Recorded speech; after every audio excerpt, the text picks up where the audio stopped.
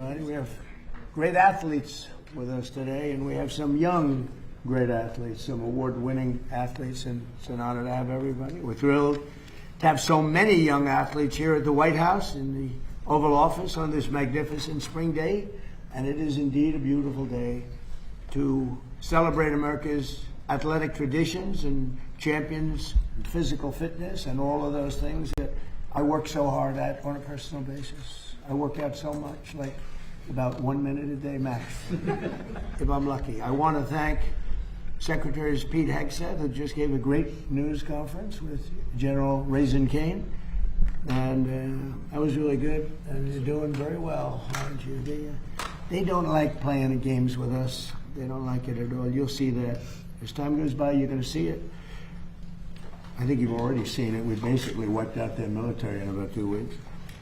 Robert F. Kennedy Jr., who's done an incredible job. Scott Turner, that everybody knows, and a legend, Linda McMahon, head of education in our country, and she's doing a fantastic job. They all are. We're also pleased to be joined by respected sports leaders and members of the President's Council on Sports, Fitness, and Nutrition. We really have some incredible people. It's like a who's who. Bryson, how many do we have on the council total? Oh, it's got to be upwards of 30, actually. Yeah, a lot, and all top. Yes, sir. If they weren't really good, we don't allow them. You're going to be really good. Like Gary Player, as an example, he won 168 tournaments over a very average career. You know that? Think of it. He won 168 tournaments, 18 majors, 9 and 9 senior. He has more championships than anybody, national championships than anybody. And I played with him. He's very proud of it, actually. He played with him on his 90th birthday. He very easily, on a tough course, from 6,800 yards, he very easily shot a 70. And it was the easiest 70. And normally, if you shoot a 70 and you're 90, you'd run around so excited. Gary's like, all right, let's have a little lunch. I think he's the most unexcited human being I've ever seen. Because he's been doing it all his life. He's been winning top 3 in history, in my opinion. I don't think it's my opinion. Just based on the record, Gary is top 3. Jack and Tiger and Gary, greatest golfers. So thanks for being here. And as you know, we have the U.S. Open champion. And he won 2 U.S. Opens, but that last one was unbelievable. He had I think Gary's one of the greatest shots ever hit to win a U.S. Open, certainly. One of the top, they say one of the top 3. I don't know what the other 2 are. But he hit an unbelievable sand shot, sank a 4.5-foot putt, and he won the U.S. Open. And he's been a great golfer from the day he was born, if you believe in genetics, because I do. But he won, he won the U.S. Amateur years ago, and he won it quite easily. But he's a great person and a great friend of mine, Bryson DeChambeau. And thank you, Bryson. And you're very much in charge of this whole operation with the sports. He's so much into physical fitness. All you have to do is take a look at him. And you say, why is he even doing this? Because I think if you didn't work out at all, you'd still look almost like you do right now. But you are doing great. And everybody respects Bryson. He's the longest hitter in golf. And he's straight. And frankly, maybe the best part of his game, Gary, is he's a great putter. Absolutely. You played with him, right? And an asset to the game. And he's a great asset, and he's a great person. And we have, along with the University of Florida's basketball coach, Todd Golden. Todd, where's Todd? Right here. Todd, hi, Todd. Great to see you, brother.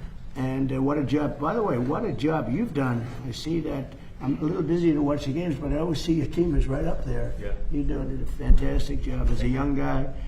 An American hockey hero, T.J. Oshie, who's one of the best hockey players in the world. T.J., good to be. Thanks for having me. How's your golf game? The hockey players, Bryson was saying, the hockey players seem to be the best, of the athletes seem to be the best golfers. It's the greatest game. Yeah, it's great. Fun to play. And he's a good golfer. He's a 3 handicap, maybe better, right? It's very good. Gotta work on the But putt. stick, Right here? right? Yeah. But stick to hockey. Yeah. Right? As a 3, he has to stick to hockey. That's great. What a career you've had too at a young age.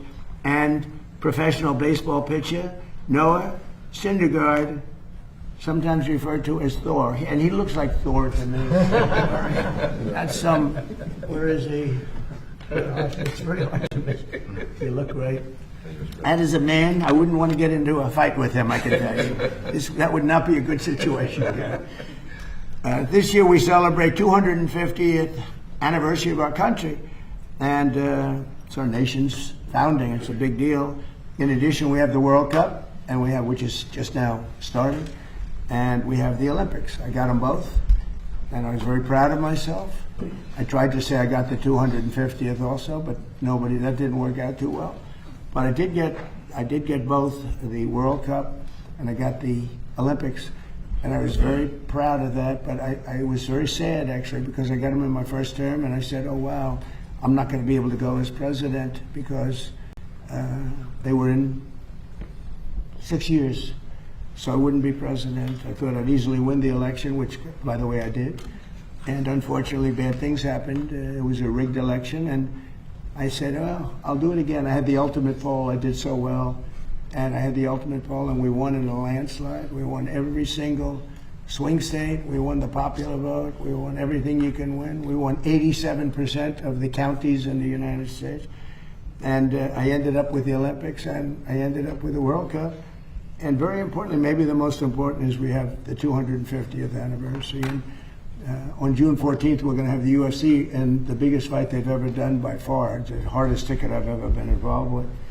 And they're building a 5,000-seat stadium right by the front door of the White House, and then they're going to have anywhere from 75 to 100,000 people in the park right past the White House with 8 tremendous screens. And then we have Roger Penske. So that's Dana White's dream, what that is. It's going to be amazing. And then we have Roger Penske is going to have a big championship Indy around the Capitol and the Indy racers. And he's been trying to get it here for 25 years. And he said, "I came to Washington exactly 121 times, and I was never able to get it. I came once to see you, and we had it done in a half an hour."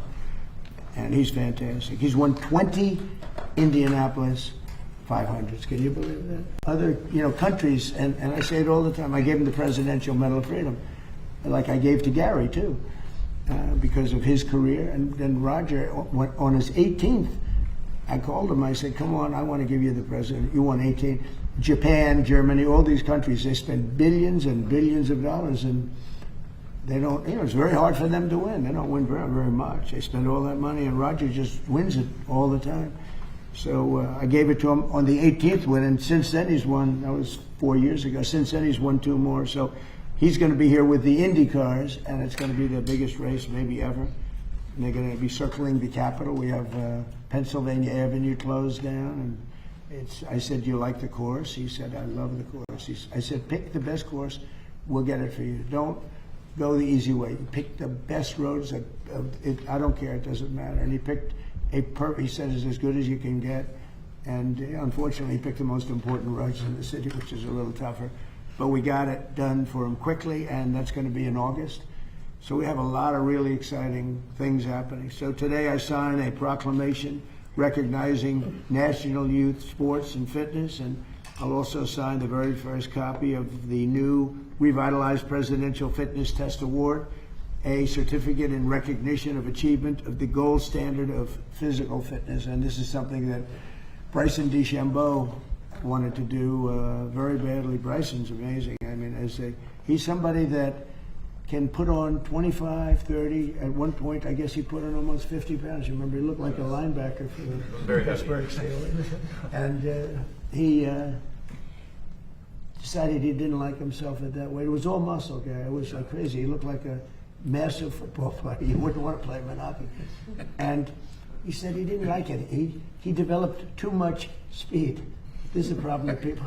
He had too much speed. He wanted to bring it down a little bit, so he lost. He can put on weight, like up and down like a yo-yo, and he doesn't take the shot, okay?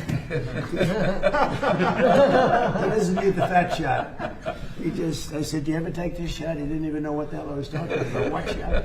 No, he can put it on. He's a scientist. He's like a scientist with his body.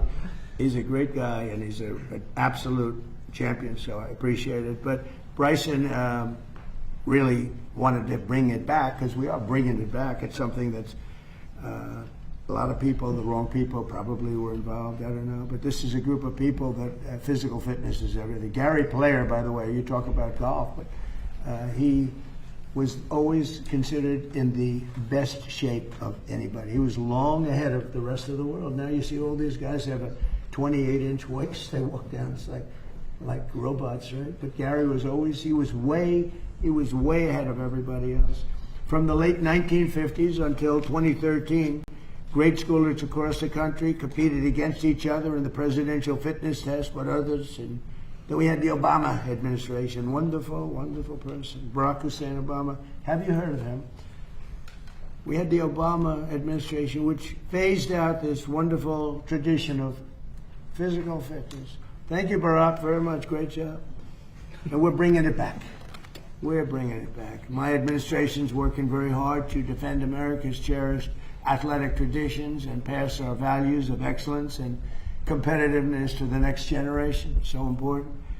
We're working on historic reforms to save college sports, and we banned men from competing in women's sports. That was sort of an easy one. They say, you know, the radical left says, that's an 80-20 issue now. It's 99-1. They say 80-20. Who are the 20%? I've never met anybody. Nobody's ever come up. So I've been president for 5 years, and nobody's ever come up to me and say, sir, you have to allow men to play in women's sports, you know. I've never had one person say it's really important that we allow women to be challenged by men in women's sports, and it doesn't work. So we did that, and with the help of Secretary Kennedy, who's with us, we're striving constantly to make America healthy again. And that's what we're doing. We have unbelievable numbers coming. Bobby will mention it. We have unbelievable numbers coming. So these next few years will be a golden age for American sports, just like it's a golden age for America. You know, we hit an all-time high stock market today, despite that we're in a little skirmish, military. I call it a skirmish because Iran has no chance. They never did. They know it. They express it to me when I talk to them. Then they get on television. They say how well they're doing. And they have no Navy, totally wiped out. They have no Air Force, totally wiped out. They have no anti-aircraft capability, totally wiped out, no radar. They have no leaders. The leaders are wiped out, the whole thing. And then I read the papers and they say how well they're doing. They're not doing well. That's why you have no credibility. No credibility. The news, the fake news, has no credibility. But the President's Cup, it's going to be something, and we're going to have that. We're going to do very special presentations to Johnny, who, as you know, is the commissioner. He's a fantastic person who runs the soccer. And if I don't know if you know this, but so more tickets have been sold earlier than at any World Cup they've ever had. And the numbers are more than double. They've never seen anything like it. So it's really soccer. I don't know if soccer is taken off or not taken off, but the World Cup is doing numbers like they've never done. They've never done anywhere close.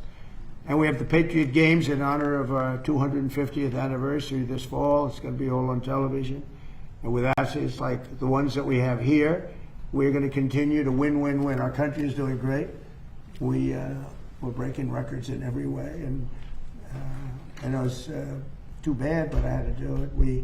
We can't let Iran have a nuclear weapon. You might be too young for this. I don't know if I want. They probably know. They probably know better than most people.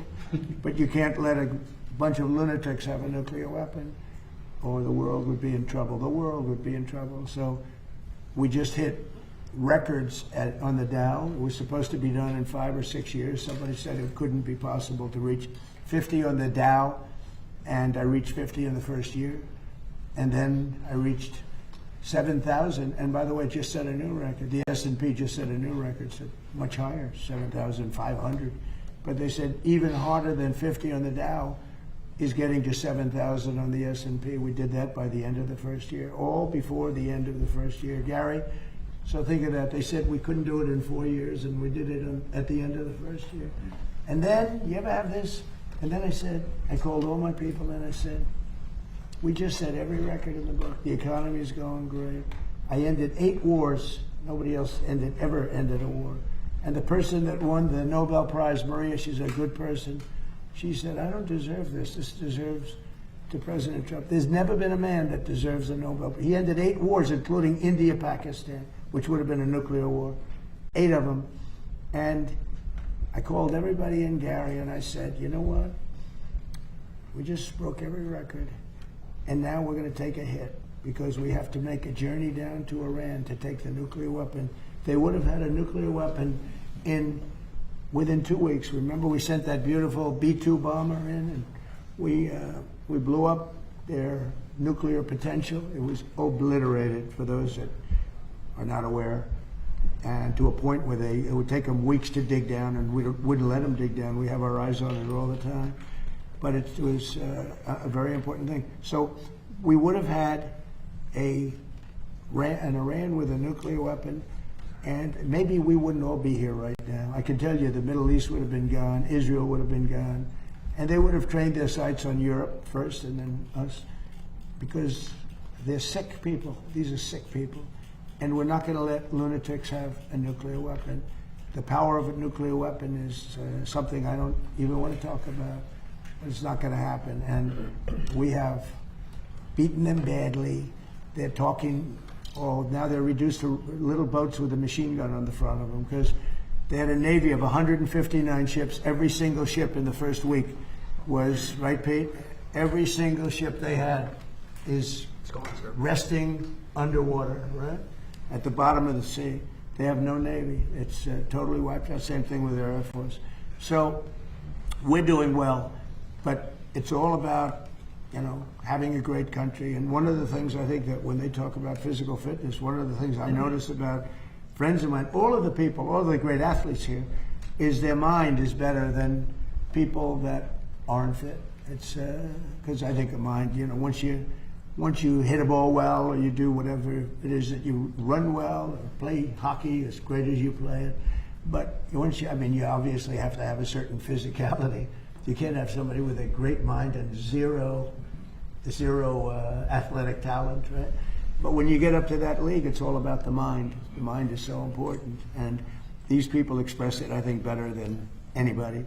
So with that, I'd like to ask somebody that's done really an incredible job. He has got some group of people that love him, some big group of people. It was a big day when he endorsed me for president. Very unusual, because I happen to be a Republican. I would say that Republicans were not too big in the Kennedy family, but they're big now because he's the biggest in the group, and everybody respects him a lot. He's doing a fantastic job. So, Bobby, would you say a few words, please? Yeah, thank you, Mr. President.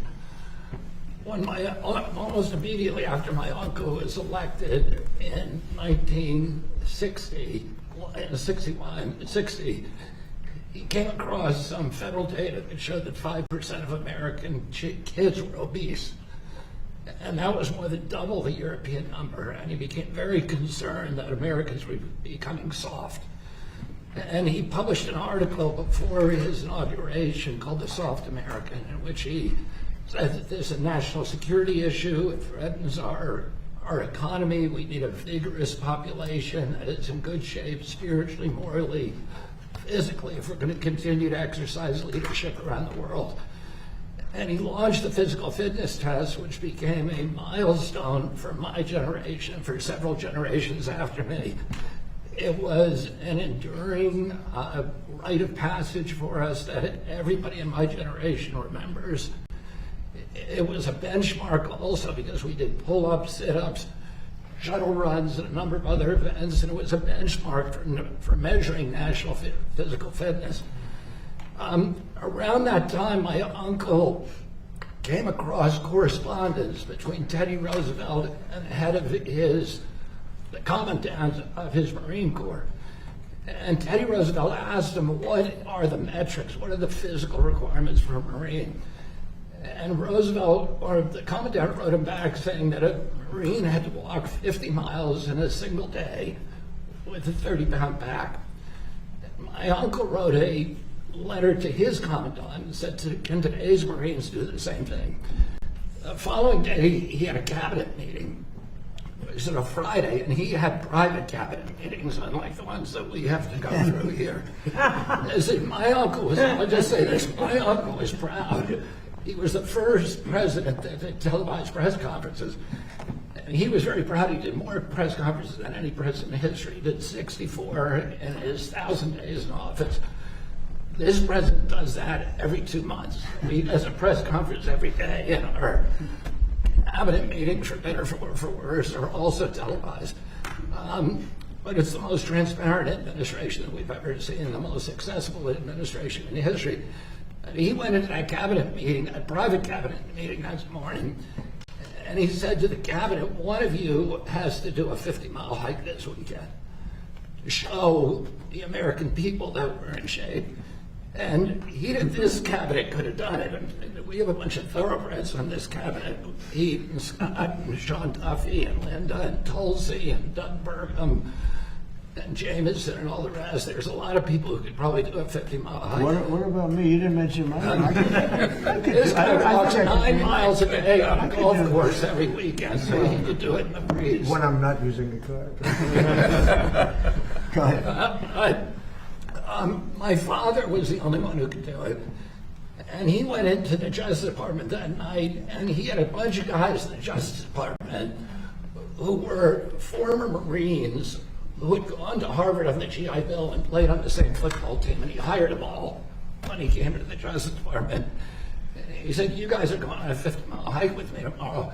And they got up at 4 a.m. and they started on the C&O Canal towpath, which was frozen. It was the middle of winter. And they were going to walk to Camp David. One by one, they each dropped out. My father was the only one who made it. The last guy to drop out was his best friend, whose name was Dave Hackett. And Dave Hackett's legs had swollen up, and he said, I got to quit. And my father said, you're lucky your brother's not the president of the United States, because the press was following, and there was no way that my father could quit. And I was at Camp David that night, watched him come in, and his feet were bleeding. They were covered with blisters. And it was part of the message that President Kennedy wanted to send the American people. If we were going to maintain our national authority, our international leadership, our moral authority as a nation, that we had to pay attention to our physical condition. The physical fitness test was a critical part of that. And I think it's very unfortunate that President Obama and President Biden abandoned it. They said competition is not good for kids, which is not true. If we're going to be competitive internationally, we need to be competitive with each other. We need to teach people how to win and how to lose and how to process victory and defeat. And today, since that time, the presidency has presided over the worst public health crisis in history. We're now the sickest nation in the world. We've gone from 5% of our kids being obese to 20%. 70% of adults are obese or overweight, and 77% of our children cannot qualify for military service. And that should be an eye-opener for all of us. And I'm so grateful to President Trump for his leadership and his vision of reinstituting the physical fitness test and challenging Americans to compete with each other in a friendly, congenial way, and to help each other get in shape so that we can prepare for a great future that this administration is going to provide for this country. That was great.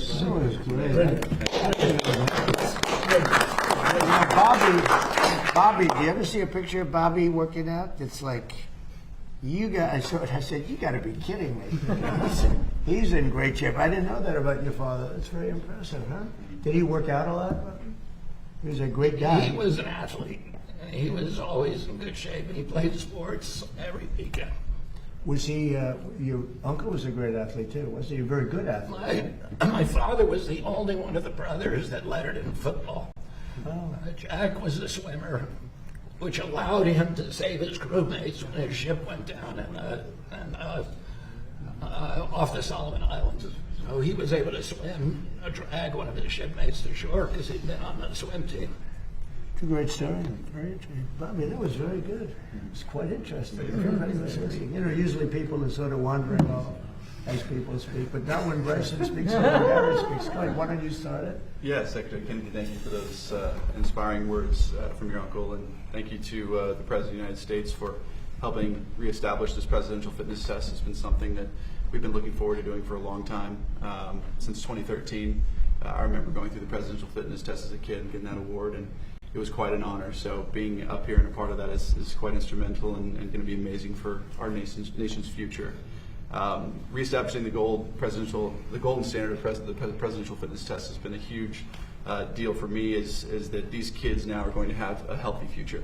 That's really an important thing for us to note here. Is that we want to make sure our kids have the best opportunity to succeed in life, and not only from their mind, but their health and their well-being. Their physical fitness is a huge priority to helping them become better human beings in general for our nation. And so what's quite honestly cool is Secretary Hegseth here has allowed us to be involved in over 160 schools, military bases with DOEA, and institutionalizing this presidential fitness test in those schools. So I have to say thank you so much for helping establish that, and hopefully here soon we can do that across the nation, of which we believe will have a tremendous effect on these kids and their future. So I just wanted to say thank you to the President, thank you to the Cabinet members for everything you've done, and we're going to go out there and have a great day on the field and give these kids some fun things to go and play with, whether it's football, soccer, doing some pull-ups. Can you guys do pull-ups? No? We'll help you. We'll help you. But that's a part of the presidential fitness test, is aspiring to help these kids become a better version of themselves. And that's what I couldn't be more excited to be a part of. I want to say thank you to the athletes that are here today and to Gary Player. He's always been an inspiration to me, and albeit I'll never get to your record, I thank you for giving me aspirations to hopefully get 1/8 of what you have. So thank you. And lastly, I just want to say to the kids, most important thing you can do is always get 1% better a day. That's the most important thing I can give you guys. Try to be a better version of yourself every day, because one day you could be up here as well. You could be up here as well. So thank you, Mr. President. Thank you for everybody for being here, and I can't wait to see what we can do out there today. Thank you, Bryson. And this is really for Bryson, because he's worked so hard on this. He really put it together. He's got the best athletes in the world. I think it's actually 41 or 42. And all top people, all big names, top people, and they all want to do it. And Bryson, I was given a little idea by Bobby. He mentioned Camp David, and it's a special place. And I think we should have our next meeting, the full meeting at Camp David. Okay? Sounds great. So it's like a very special place. Amazing. So we'll do that. I'd love to have Gary say a few words. He's won 168 tournaments. Think of it. That means he won every weekend. I say, well, when did you not win? It's a record I think that will never be broken. And he won 18 majors, 9 senior and 9 regular, and many other things. And he is a very special guy. And if you think about the power of positive thinking, I don't know if Gary has the time, but he is the youngest winner of the British Open, what they call now the Open Championship. And he won it when he was 23, I think, Gary, right? 23. Yeah. If you want, you could tell that story, because these are all people that love sports and they love golf. But the way you asked, you'd like to practice. My name's Gary Player. I'm from South Africa. You're not giving me the time to practice. I must practice on this course. And the people thought, who is this? He said, you don't understand. I'm going to win this tournament. They never heard of him. He came out of South Africa. He was winning everything. He won the South African Open like 14 times or something. It's incredible. But if you want to tell that story, I think it's a fabulous story. But as a man with a powerful, it's really the power of positive thinking. Go ahead, Gary. Well, Mr. President, first of all, thank you very much for having us and hosting this today. I've been around almost every president for the last 65 years. And I've never seen a president that loves this country as much. They all did, and they all did great works. But I've never seen a president that loves the country as much as you do. And I say thank you, because I've traveled more miles than any human being before without being repetitive. And I've never seen a country like this. The freedom that exists, which is so important to all of us. And sport can change the world. It can give people a chance that don't have any hope. It can give them hope, as we've seen. Many people with little education have become world champions. Only in America have you got that opportunity. And the other thing is, to Mr. Kennedy, who I have utmost respect for. My great dream now, I'm finished with tournament golf. My great dream is for the youth of America. The youth of a nation are the trustees of posterity. These are the people that are going to be the future champions. And when I talk, I always talk about the importance of fitness. It's so important. Please, can we bring it back in the schools? And as Senator Kennedy has so aptly said, to eat properly. This is so important, what you put in your body. And the big thing that I wish, and I pray every day, and wherever I talk, and I do a lot of talking, I say to the young people, just love this country, because you don't realize what's going on around the world. Even the students of the great universities of America really don't understand what's happening around the world today. There is a silent war taking place against America today. And what we've got to do is make these kids realize that freedom and exercise and education, start reading some books. Yes, keep your phone, but also read some good books. And listen to what Mr. Kennedy has said. What you put in your body is so important. What a wonderful job he's done, and all your cabinet members, of which I say thank you for maintaining this great word, this cherished word, freedom. Thank you very much, Gary. And Gary is way ahead of his time, always. And how many Masters did you play in, Gary? The record, I think. 52. 52. Think of it. You had to qualify. After you won it, how many times did you win it? 3. 3. So when you win it 3, you get to play a little bit. But most of the time, you had to qualify. But 52 Masters, it's amazing. And did well in every single one of them. Pete, could I ask you to say a few words? Sure. Yes, sir. You could maybe speak a little bit about a subject that they want to hear about also, if you want. But just say a few words if you want. Absolutely, sir. Well, fitness, standards, competition, that's what we're all about at the War Department. So bringing those things to education is something I remember as a kid. I mean, the Presidential Physical Fitness Award was the pinnacle event at Forest Lake Elementary School every year, and I wanted to be the best. And I wasn't, but I worked my tail off every year to try to get there. Pull-ups, push-ups. I couldn't do the V-sit and reach. I could never beat that one. But I remember it because it was something my country clearly elevated as important. We should be in shape. We should compete. And there's winners and there's losers. That we need to infuse into our young people. And obviously it takes young people to run a military. And as the Secretary pointed out, almost 3/4 of American young people do not qualify for military service, and a lot of that has to do with their physical fitness. So we're proud at the War Department to put this first into Department of War education activity. Our schools, 161 of them, across 30 installations. It's going to be mandatory for the young kids of those service members who use those schools, and we hope that's a pilot for all of American education. We hope the rest of America follows. We need young, strong, healthy Americans, whether you serve in the military or any other aspect of your life. And I think this presidential fitness test, Mr. President, is a perfect thing to restore that sets those standards high for young people and something for them to achieve. The idea that competition is bad is the beginning of decline of a nation. Competition is critical to who we are and ensuring America stays on top. And speaking of staying on top, Mr. President, we are, as we talked about this morning, Project Freedom is ongoing. We're ensuring that we have control of that strait, which we do. And ultimately, Iran has a choice to make, and they know we're in the strong position. We hope they make a wise choice, and nobody better to make that deal, Mr. President, than you. Thank you very much. Thanks. Doing a great job. A man who's in you talk about athletes. This is a very serious athlete. Happens to be in charge of a little thing called housing. Yes, sir. Say a few words. Yes, sir.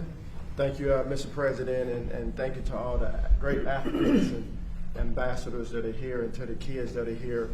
You know, that word competition, I made a living competing, you know, and being in the top physical fitness that I could be in playing in the National Football League.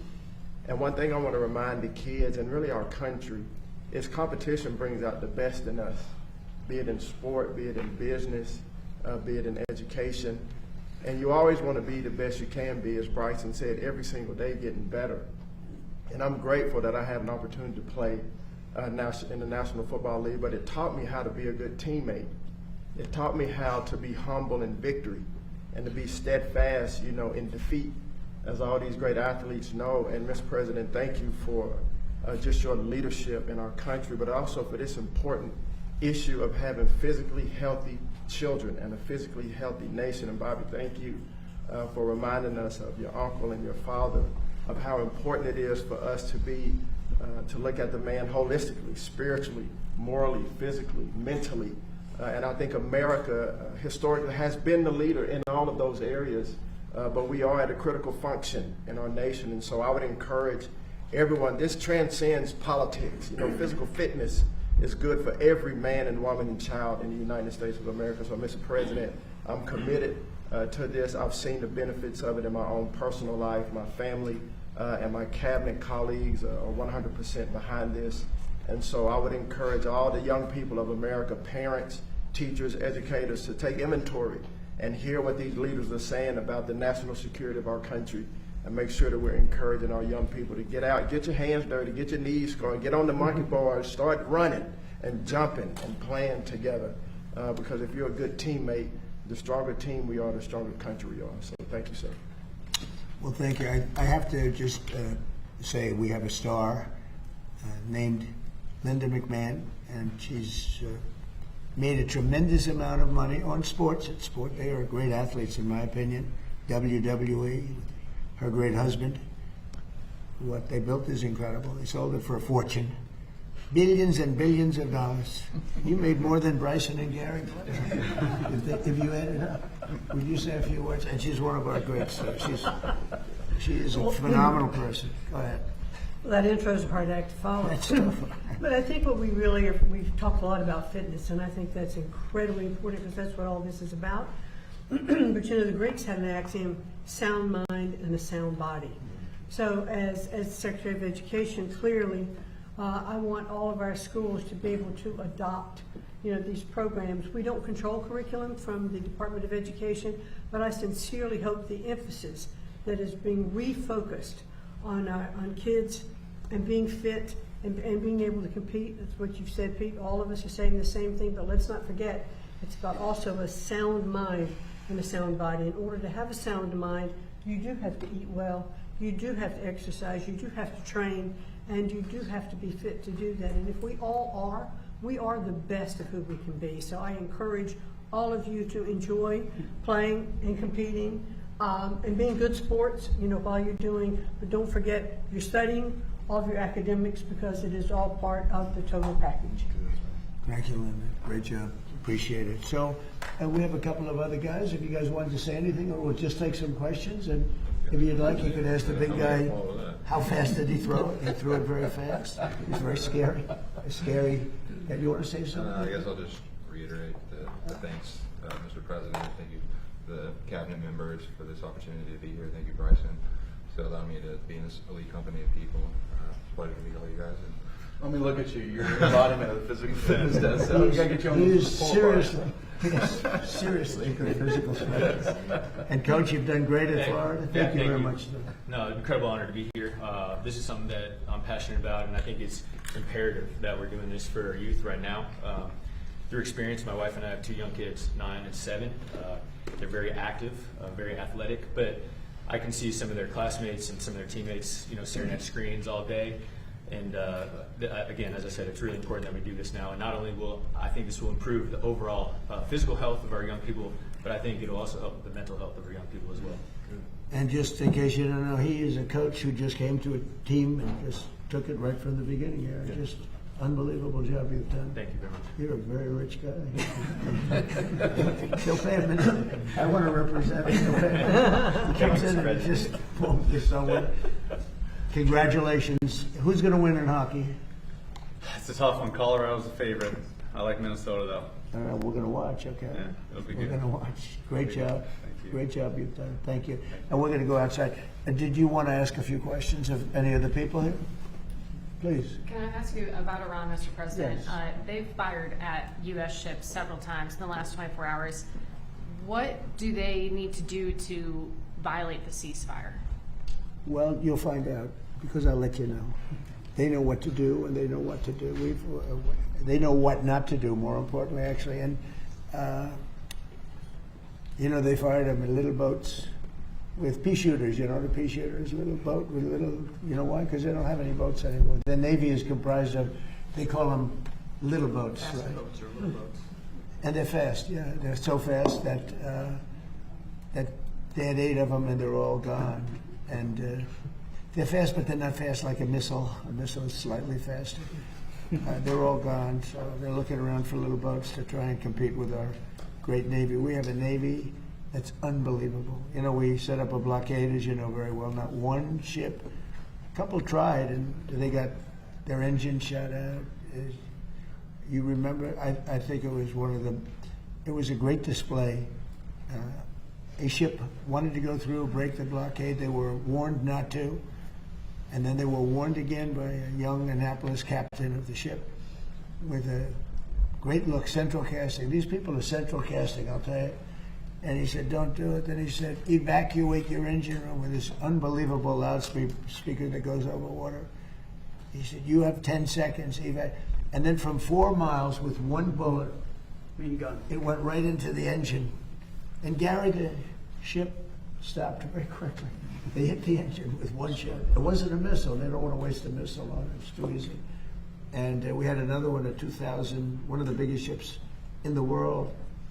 They were warned, and he said, go back now, go back right now.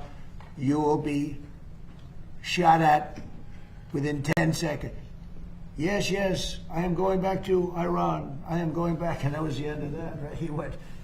It took them 10 miles to turn. The ship was so big, but they respect us. They didn't used to respect us, but they respect us more than we've ever been respected. Our country now is the hottest country anywhere in the world. We had a country that was dead when we had that group of people that ran this country with their open borders, letting anybody come in from the Congo, from countries all over the world. They came in from prisons and mental institutions. We had a country that would have been a dead. If they won the election, this country would have been a dead country. Now we have the hottest country anywhere in the world. Go ahead. Thank you, Mr. President. You said recently that if Iranians were armed, they could take over their regime. Do you plan to arm them soon? Well, I don't want to say that, but yeah, I mean, people say, why aren't they protesting? They want to protest, but they don't have any guns. So you can have 200,000 people protesting and have 5 or 6 sick people with guns.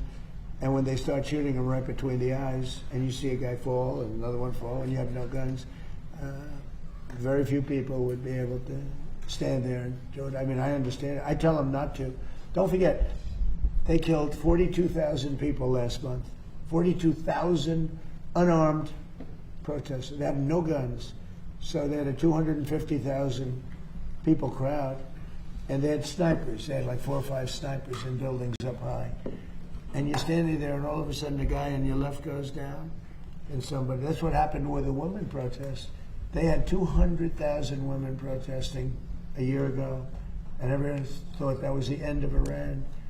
And then all of a sudden, a woman dropped dead with a bullet right there, always right there. Then another woman dropped, and then the word started to spread, and then there was panic, and then they ran, and so I don't want that to happen. We don't need that, we don't need it. But the only reason that they want to protest so badly, but they don't have weapons. Yeah.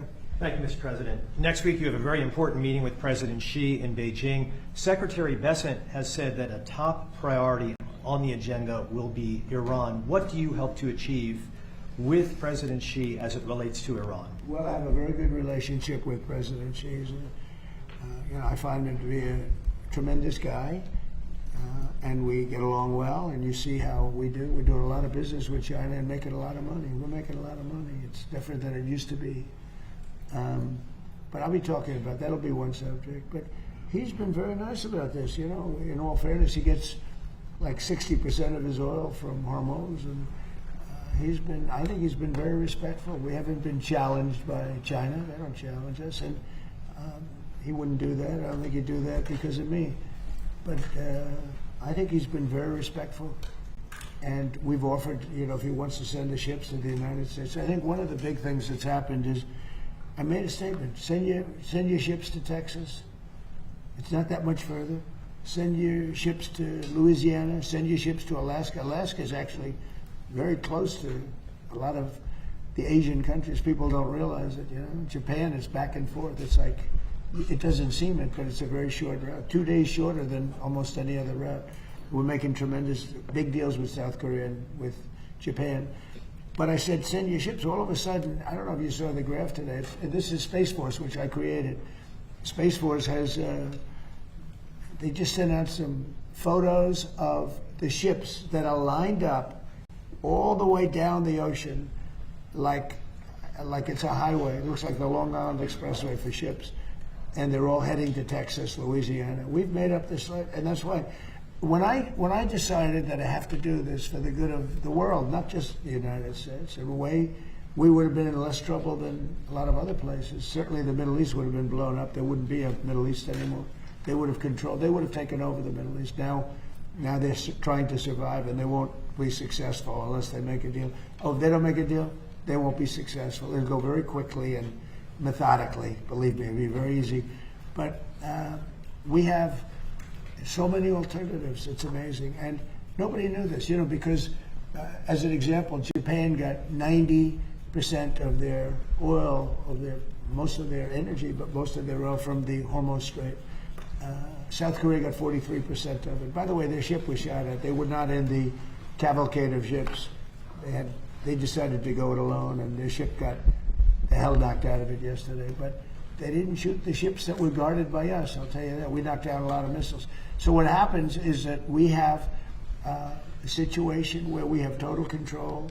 As you know, the blockade's been amazing. It's like a piece of steel. Nobody's going to challenge the blockade. And I think it's working out very well. We're going to see. I can say this, Iran wants to make a deal. What I don't like about Iran is they'll talk to me with such great respect, and then they'll go on television, they'll say, we did not speak to the president. We did not. I just spoke to, we did not speak to the president.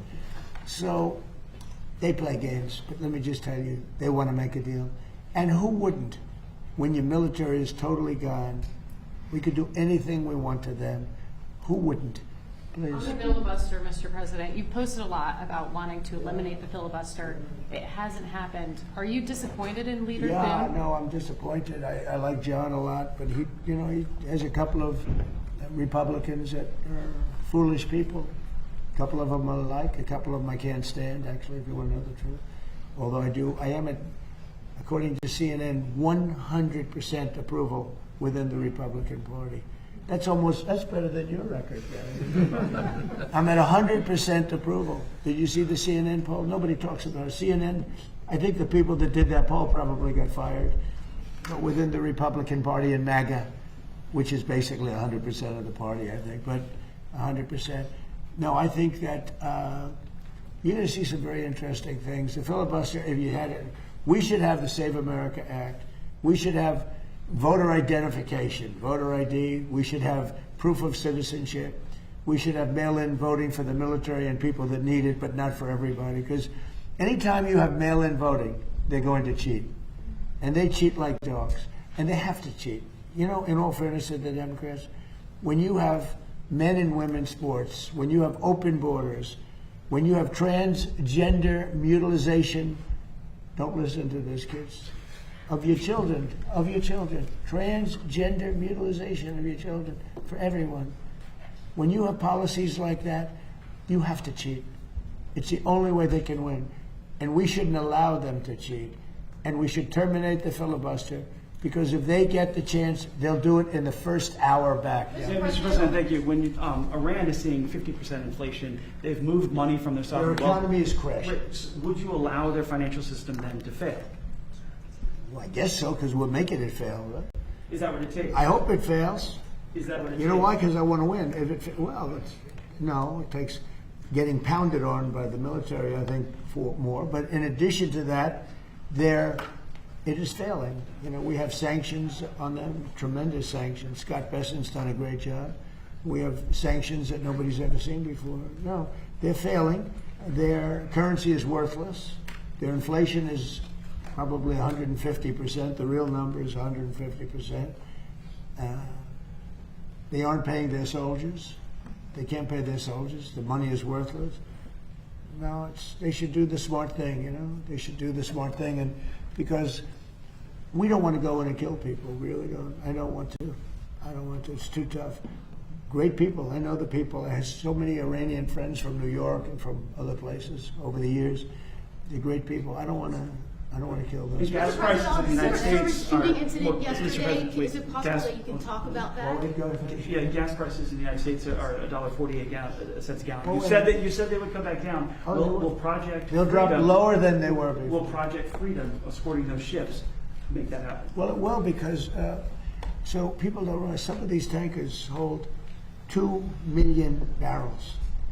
One of them holds 4, I think it's the largest one in the world. That sucker is big. I've never seen anything like it, a ship. It's bigger than aircraft carriers. And yeah, it has a big impact. It's so much. You know, there are like 400 ships in there, 400. That in itself. Now, the best is when it ends and just neutralizes. But what's happening is people are learning to buy oil from the United States. I mean, they're making the trip, and they have safer. Probably it's a better product too, by the way. But they're learning to buy. They're changing their habits.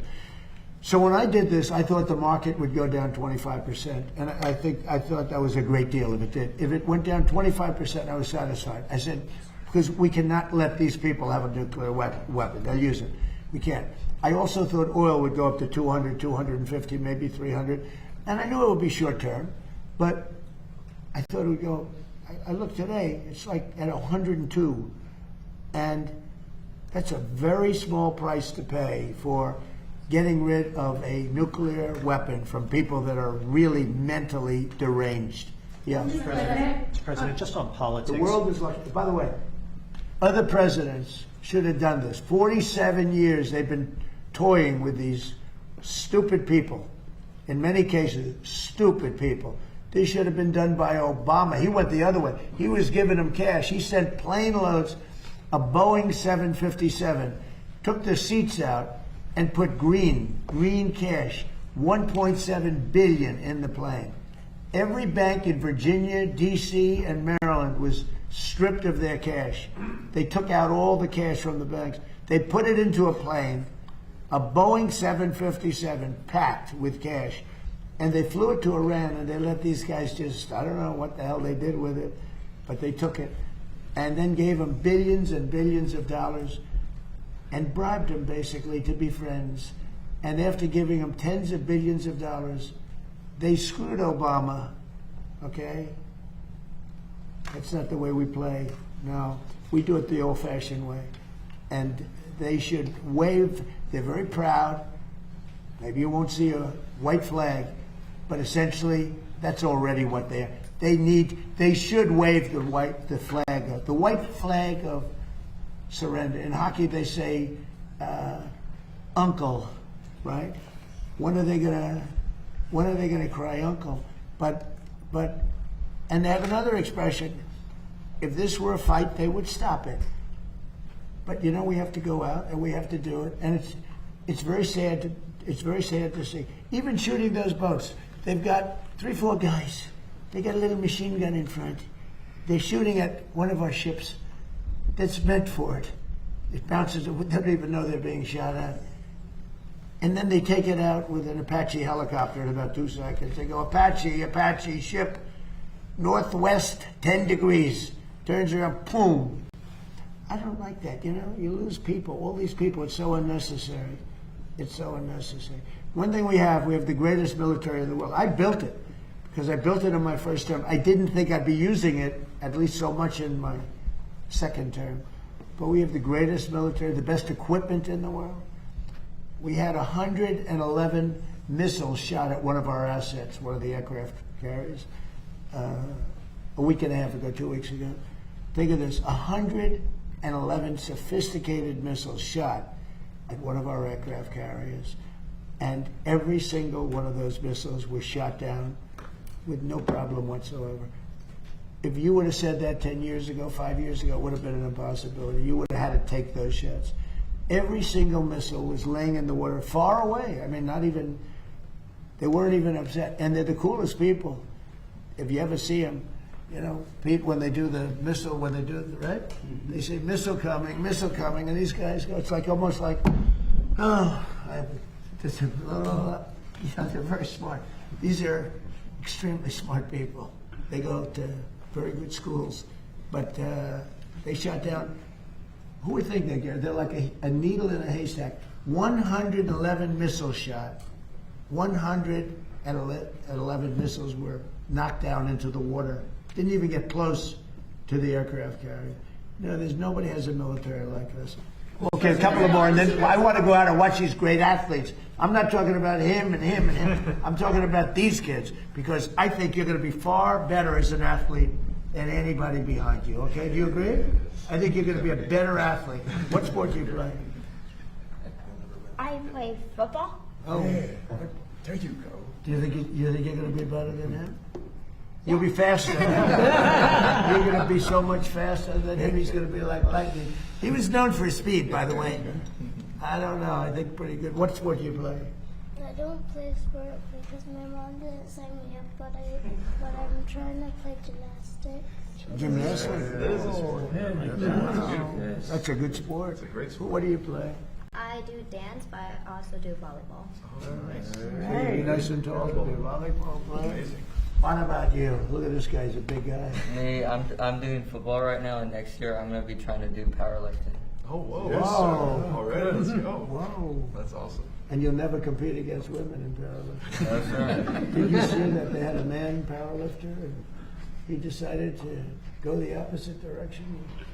He took a record, stood for 18 years. He beat it by 119 pounds. Okay? They put the little quarter of an ounce. To 18 years it stood. This guy came, he was a failed powerlifter. But he went on the other side and he decided that he wanted to go into women's sports, and he broke the record by 118 pounds. Think that's fair? So I don't think we'll have to worry about you. Yes, sir. You're going to do good. Are you a strong person? Yes, sir. Good. You think you can take me in a fight? I think you could. Hey, that would be embarrassing. How about you? What sport do you play? I play volleyball, and in the summer I'm trying to get into soccer. Wow. And with your height, do you smash the ball, the volleyball? You get up high. Can you jump high? Not very. Soccer might be better. I don't want to be. I'm just looking. I think she'd be a great soccer player. That's good. Good luck. Okay. What about you? Hockey and golf. Well, and you know that guy, right? Yes. You know that guy. Do you think you could be as good as him someday? Not easy. Better. Won't be better. And you play President, golf? this young man today, of all the young men I've met, he had the best manners possible. He was a smile. I said, "How are you?" He looked me in the eye and said, "Fine, thank you, sir. How are you?" Not just good. Are you a good golfer? Yes. So, what's your handicap? Do you have a handicap? 15. So, this man is 90 years old. Do you think you could beat him?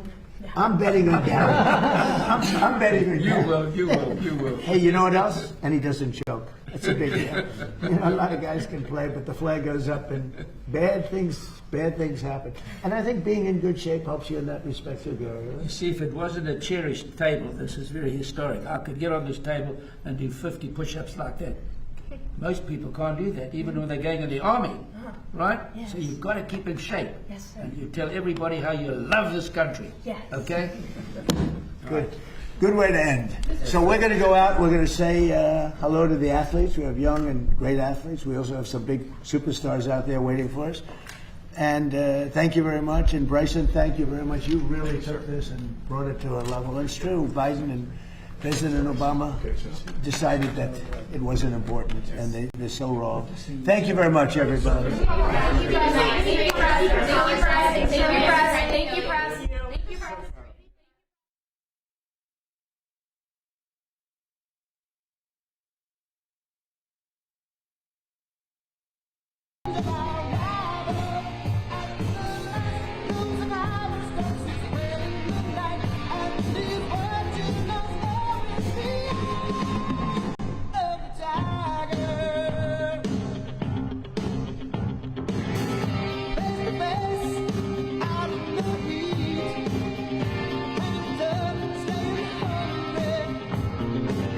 Let's get the odds, do we take to the street for you?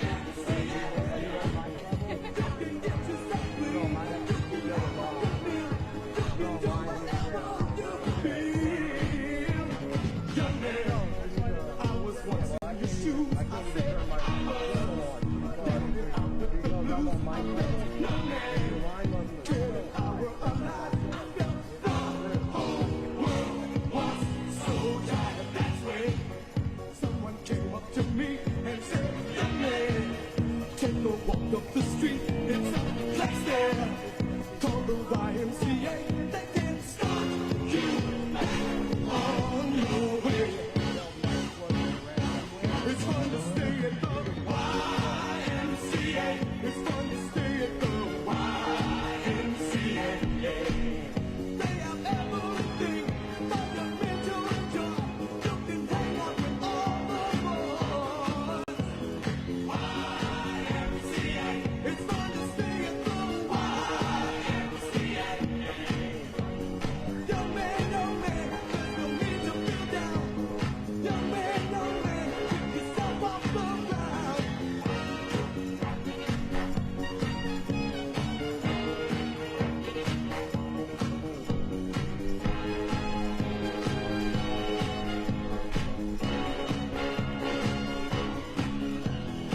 YMCA. It's fun to stay at the YMCA. Young man, are you listening to me? Young man, what do you wanna be? YMCA. You'll find it at the YMCA. Young man, got it all by himself. Young man, put your pride on the shelf. YMCA. And just go to the YMCA.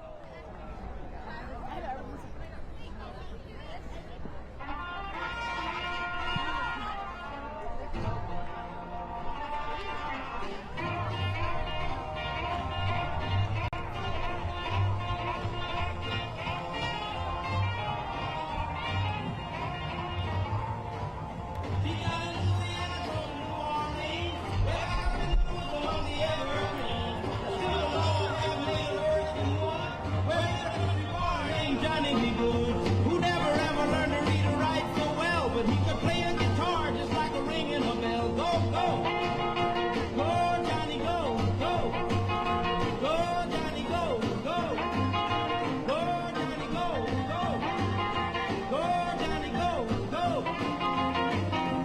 Johnny B. Good. He used to carry his guitar in a gunny sack, go sit beneath the tree by the railroad track. Oh, the engineer was sitting in the shade, strumming with the rhythm that the drivers made. When people passing by, they would stop and say, oh my, but that little country boy could play. Go, go, go, Johnny, go, go, go, Johnny, go, go, go, Johnny, go, go, go, Johnny, go, go, Johnny be good.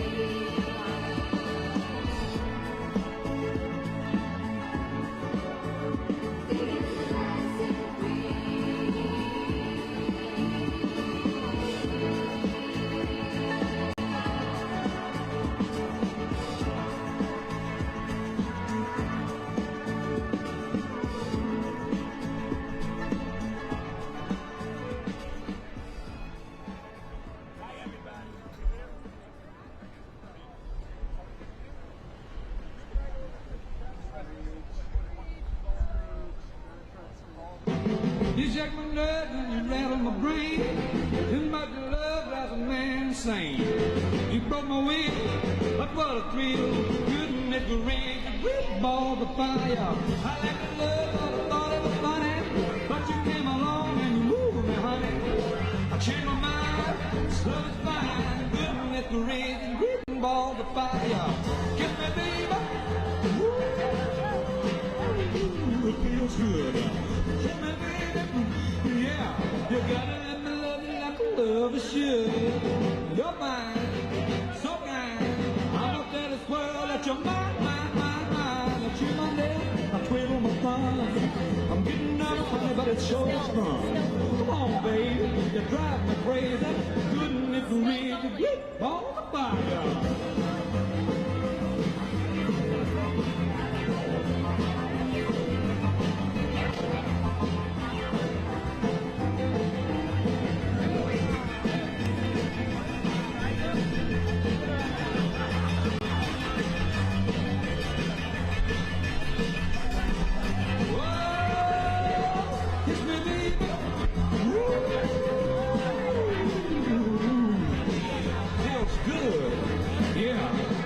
Let me love you like a lover should. You're fine.